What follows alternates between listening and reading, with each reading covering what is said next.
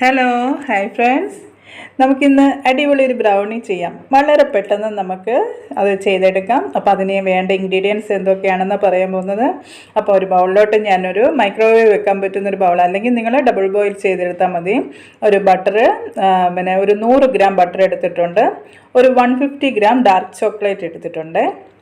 അപ്പോൾ ഇത് രണ്ടും കൂടെ ഞാൻ മൈക്രോവേവിൽ വെച്ചൊന്ന് മെൽറ്റ് ചെയ്തെടുക്കുവാണേ. അപ്പോൾ ഇത് നല്ലോണം മെൽറ്റായിട്ടുണ്ട്.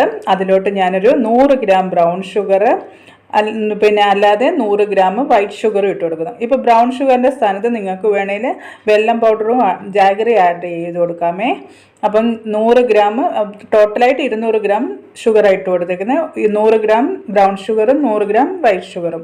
പിന്നെ അതിൻ്റെ കൂടെ നമ്മൾ 3 എഗ്ഗാണ് ഇതിലോട്ട് യൂസ് ചെയ്യുന്നത്. അപ്പോൾ ഓരോരോ എഗ്ഗ് ഇട്ട് നമ്മൾ നല്ലോണം അത് ബീറ്റ് ചെയ്തതിന് ശേഷം വേണം, അല്ലാതെ ഒന്നിച്ച് 3 എഗ്ഗ് ഇട്ട് കൊടുക്കരുത്. ഓരോന്നോരോന്നായിട്ട് മിക്സ് ചെയ്ത് കൊടുക്കുക.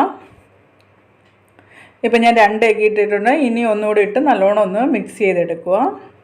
നമുക്ക് പെട്ടെന്ന് തന്നെ ചെയ്തെടുക്കാൻ പറ്റുന്ന ഒരു ബ്രൗണിയാണ്. ഇപ്പം ലോക്ക്ഡൗൺ ഒക്കെ ആയിട്ട് എല്ലാവരും വീട്ടിലിരിക്കുക, കുട്ടികൾക്കൊക്കെ ചെയ്ത് കൊടുക്കാം. അതുകൊണ്ടാണ് ഞാൻ 2-3 പേര് ചോദിച്ചുകൊണ്ടാണ് ഞാൻ ഈ റെസിപ്പി ഇടുന്നത്. അപ്പം നമ്മൾ 3 എഗ്ഗും ഇട്ട് നല്ലോണം മിക്സ് ചെയ്തു. ഇനി നമ്മളൊരു 1 ടീസ്പൂൺ വെനില എസൻസ് ഇട്ട് കൊടുത്തിട്ടുണ്ട്. ഇപ്പോൾ നമ്മുടെ വെറ്റ് ഇൻഗ്രീഡിയൻസ് എല്ലാം റെഡിയായി. ഇനി നമ്മൾ ഡ്രൈ ഇൻഗ്രീഡിയൻസ് ആണ് ചെയ്യുന്നത്. അതിലോട്ട് ഞാൻ 100 ഗ്രാം മൈദ എടുത്തിട്ടുണ്ട്. 2 ടേബിൾ സ്പൂൺ കൊക്കോ പൗഡർ, ഒരു 1/4 ടീസ്പൂൺ ബേക്കിംഗ് പൗഡർ. നിങ്ങൾക്ക് വേണേൽ ഒരു 110 ഗ്രാം വരെ മൈദ എടുക്കാം കേട്ടോ. അതിൻ്റെ കൂടെ ഒരു 2 ടേബിൾ സ്പൂണ് കൊക്കോ പൗഡർ, ഒരു 1/4 ടീസ്പൂൺ ബേക്കിംഗ് പൗഡർ, ഒരു നുള്ളു സോൾട്ട് ഇട്ട് കൊടുക്കുക. ഇതെല്ലാം കൂടെ നല്ലോണം മിക്സ് ചെയ്യുക.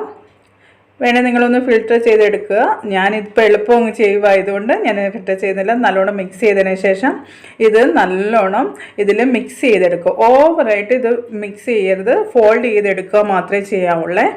കുറച്ച് പൗഡർ ഇട്ട് ഫോൾഡ് ചെയ്തെടുക്കുക. ഇപ്പം നോക്കിക്കേ, നല്ലോണം ഇത് മിക്സ് ആയിട്ടുണ്ട്. അധികം പ്രഷർ കൊടുക്കാതെ ഒന്ന് ഫോൾഡ് ചെയ്തെടുത്താൽ മതി. ഇനിയിപ്പം നല്ലോണം ഒരു ഫ്ലാറ്റായിട്ടുള്ള ട്രേയിലാണ് ഞാൻ ഇതിൽ ബട്ടർ പേപ്പർ ഇട്ടിട്ടുണ്ട്. എന്നിട്ട് ഇത് നമ്മൾ റെഡിയാക്കി വെച്ച മിക്സ് ഇതിലോട്ട് ഇട്ട് കൊടുക്കും. ഇത് നിങ്ങൾക്ക് വേണേൽ നട്ട്സ് എല്ലാം ആഡ് ചെയ്യാമേ. ഞാനിത് പ്ലെയിനായിട്ടാണ് എടുക്കുന്നത്. എന്നിട്ട് നമ്മളിതൊന്ന് ടാപ്പ് ചെയ്ത് കൊടുക്കുക.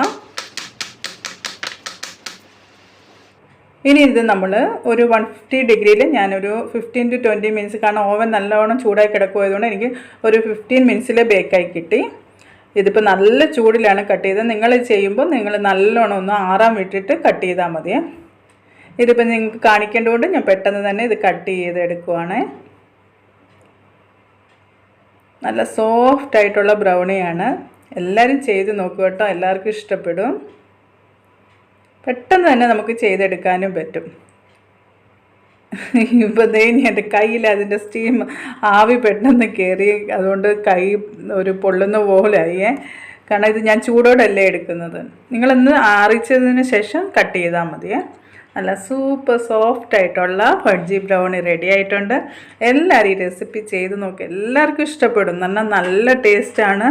ഐസ്ക്രീമിൻ്റെ കൂടെയും അല്ലാതെ തന്നെ കഴിക്കാൻ വളരെ നല്ലതാണ്. കുട്ടികൾക്കൊക്കെ ഭയങ്കരമായിട്ട് ഇഷ്ടപ്പെടും.